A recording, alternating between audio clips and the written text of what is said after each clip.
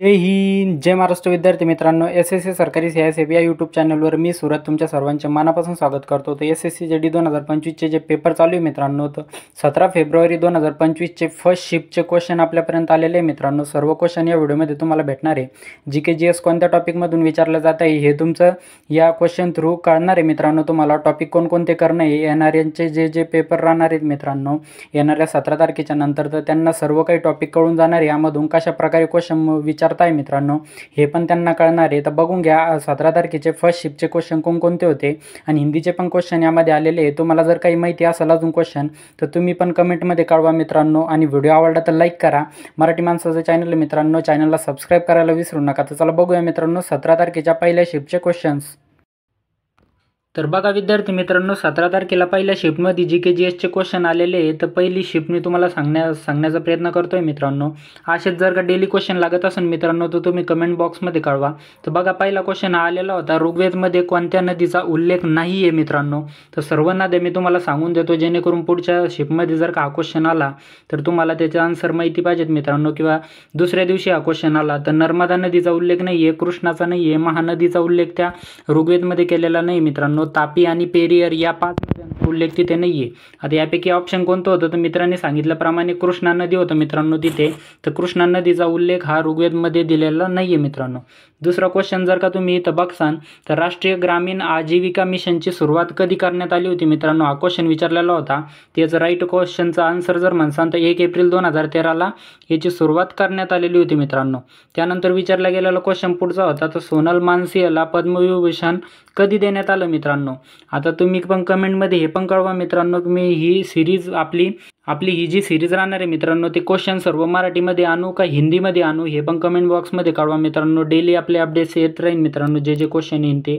तर बघा सोनल मानसिंहला पद्मविभूषण कधी देण्यात आलं तर 2003ला त्यांना पद्मविभूषण देण्यात आलं मित्रांनो. चौथा क्वेश्चन बघूयात आपण आता.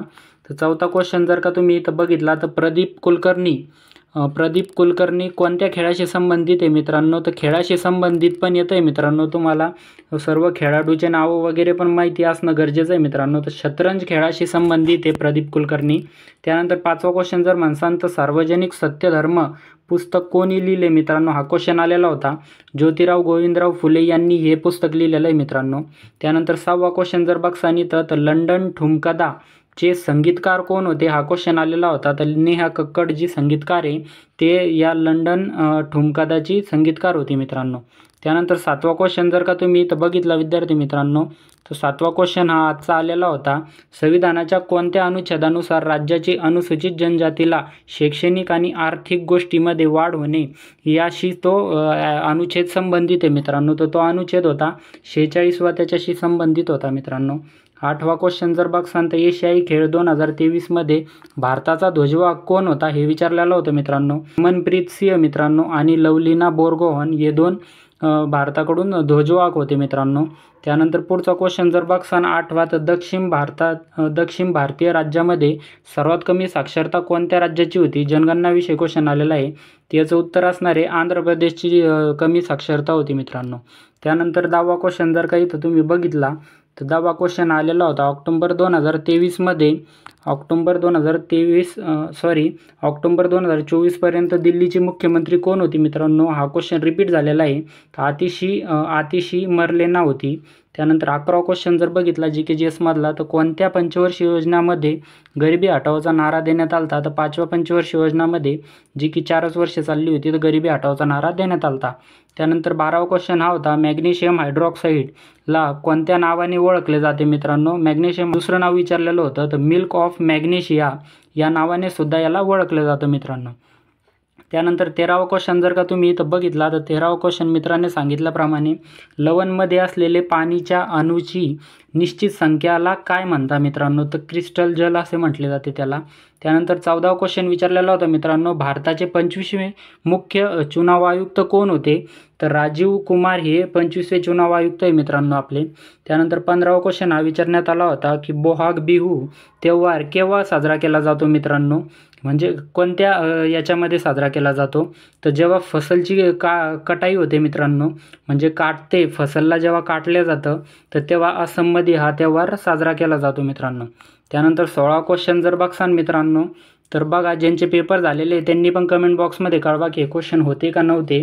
ते याशी निगडीत असतील मित्रांनो. 2-3 क्वेश्चन त्याला सांगता नसन आले, पण तरी पण यापैकी खूप सारे क्वेश्चन तुमचे ॲक्युरेट येणार आहे मित्रांनो.